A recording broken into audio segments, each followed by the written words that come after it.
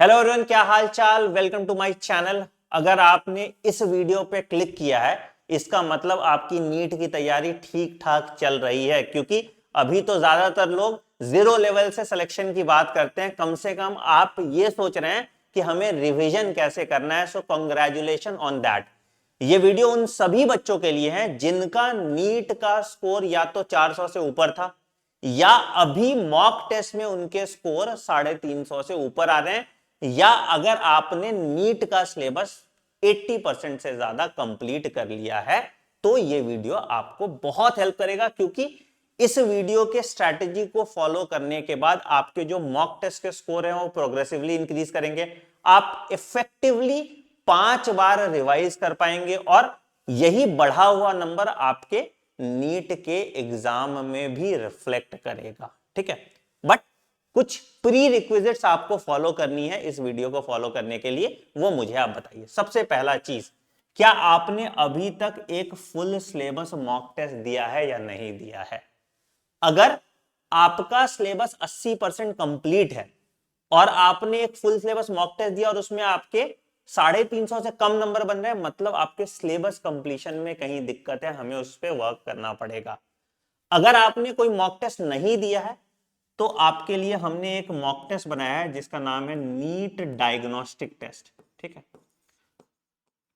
ये एक full syllabus mock test है जिसमें हम सारे तरह के क्वेश्चन एग्जैक्ट नीट पैटर्न पे क्वेश्चन बनाते हैं और इस तरह के क्वेश्चन डालते हैं जिसमें सारा पॉसिबल क्वेश्चन हम डाल पाए, जैसे assertion reason, critical thinking, diagram based, match the following, so that आपका सही जजमेंट हो पाए।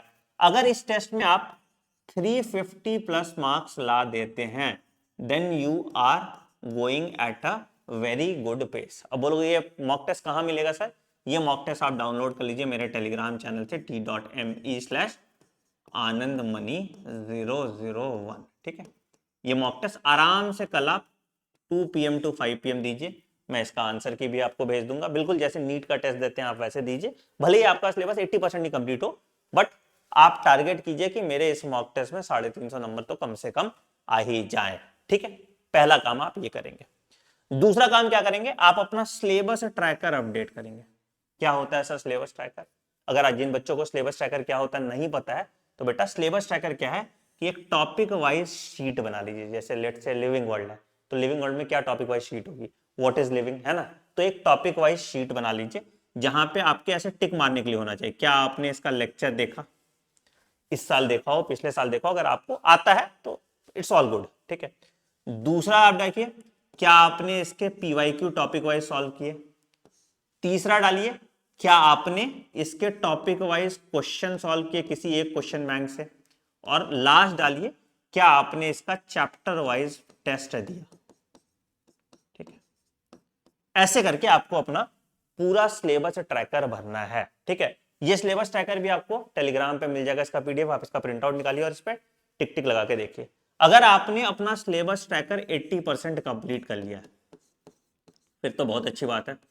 नहीं तो सबसे पहले आप पूरा जनवरी टिल 31 जनवरी ये काम कीजिए, अपना सिलेबस ट्रैकर कंप्लीट कीजिए और इस चैप्टर वाइज टेस्ट का स्कोर भी दीजिएगा कि कितना आउट ऑफ कितना है, तो आपको परसेंटेज निकल जाएगा।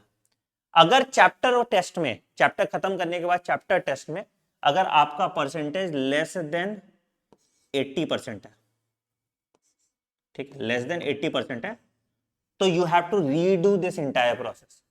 अगर ग्रेटर देन 80% है तो कोई दिक्कत नहीं है। ठीक है, अगर लेस देन 80% है तो आपको क्या करना है,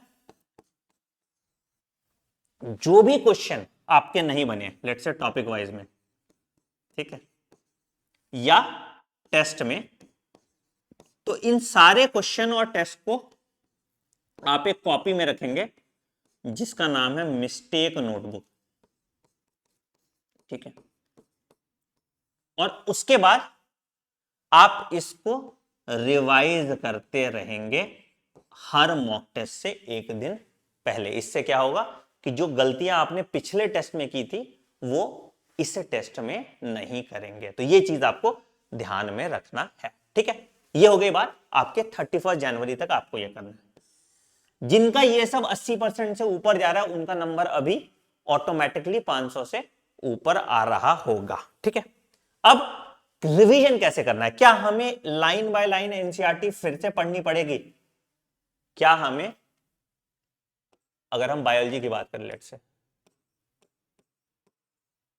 तो क्या हम लाइन बाय लाइन एनसीईआरटी फिर से पढ़ेंगे?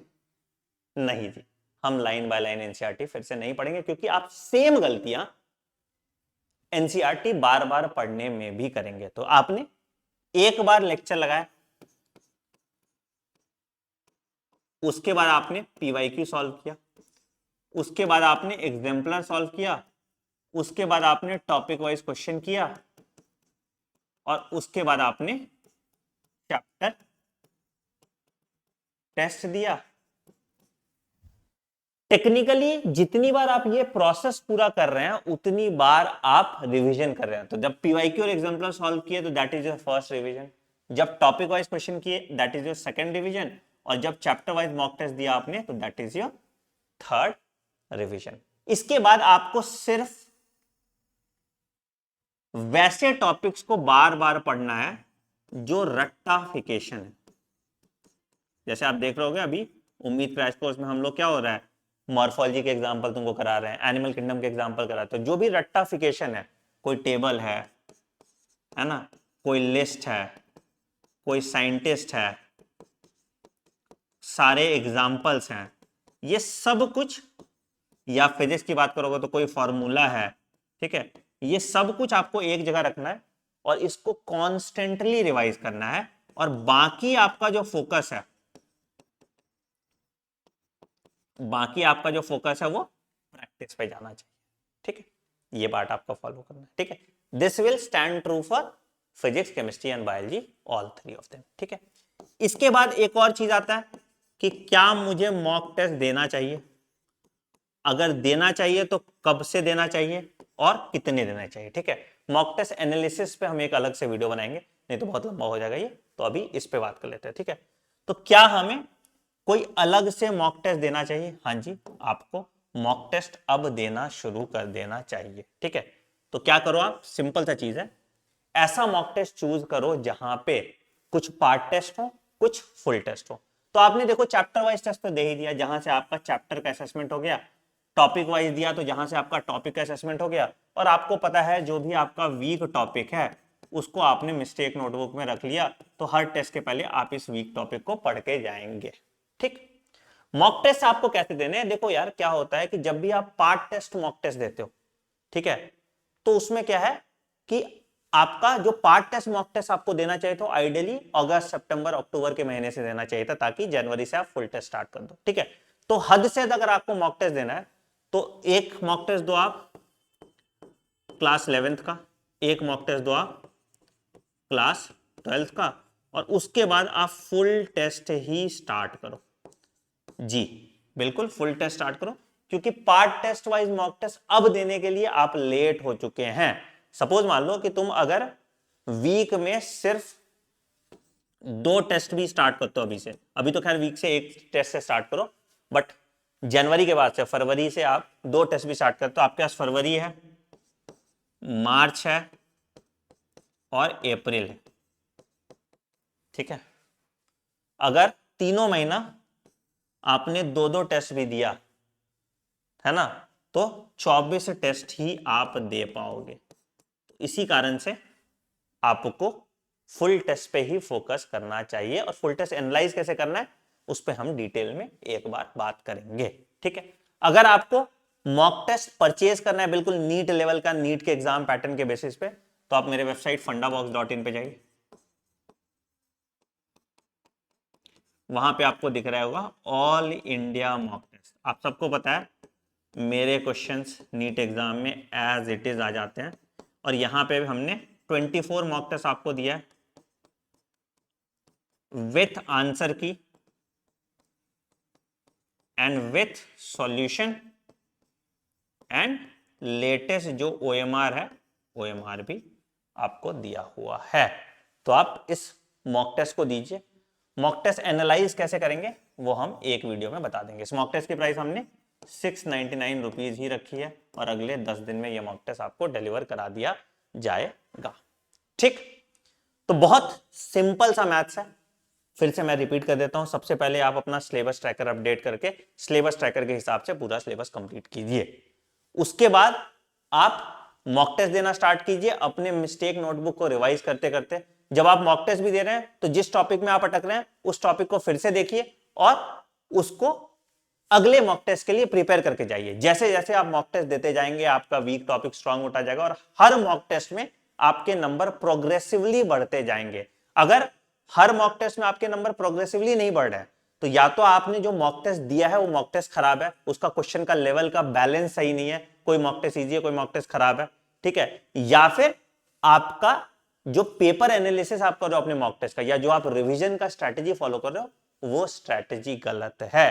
कितने ऐसे बच्चे हैं जिनके मॉक टेस्ट के नंबर फ्लक्चुएट करते हैं, कमेंट सेक्शन में मेंशन करना और यह भी मेंशन करना कि अगर आपको मॉक टेस्ट एनालिसिस या मॉक टेस्ट अटेम्प्ट कैसे करना है उस पर वीडियो चाहिए तो। बाकी तुम रिवीजन के लिए या तुमको कोई स्पेसिफिक टॉपिक पढ़ना है तो उसके लिए हमारा उम्मीद क्रैश कोर्स है। आप सबको पता है 1 रुपए में हम पूरा सब कुछ पढ़ा रहे हैं, फिजिक्स केमिस्ट्री बायोलॉजी 100 दिन में सिलेबस कंप्लीट करा रहे हैं। तो अगर तुमको कोई एक स्पेसिफिक टॉपिक भी पढ़ना है तो आप anony.in पे जाइए, उम्मीद क्रैश कोर्स आपको दिखेगा, यहाँ पे कूपन कोड यूज कर लेना 2025 and this crash course you will get for ₹1। ठीक है, तो परचेज करके रख लो, कुछ जा तो नहीं रहा तुम्हारा। ठीक है, और जो स्पेसिफिक टॉपिक आपको पढ़ना होगा उस क्रैश कोर्स से आप कंप्लीट करके अपनी नीट की तैयारी में 4 चांद लगा सकते हैं। बाकी और बताना, कोई भी क्वेरीज हो, कुछ और तुमको पूछना है तो भी कमेंट सेक्शन में मेंशन करना। वीडियो पसंद आया, वीडियो हेल्पफुल लगा तो वीडियो को लाइक करना। जनरली लोग सब 0 लेवल की बात करते हैं, कोई रिवीजन की बात नहीं करता। तो there is someone who is worried about your result, तो आराम से सिस्टमैटिक तरीके से पढ़िए, जो भी हमारे एंड से मदद चाहिए होगा हम आपको देंगे। बट इस साल हमें इस नीट के चक्रव्यूह से बाहर निकलना है और एक अच्छे मेडिकल कॉलेज में जाना है। Thank you.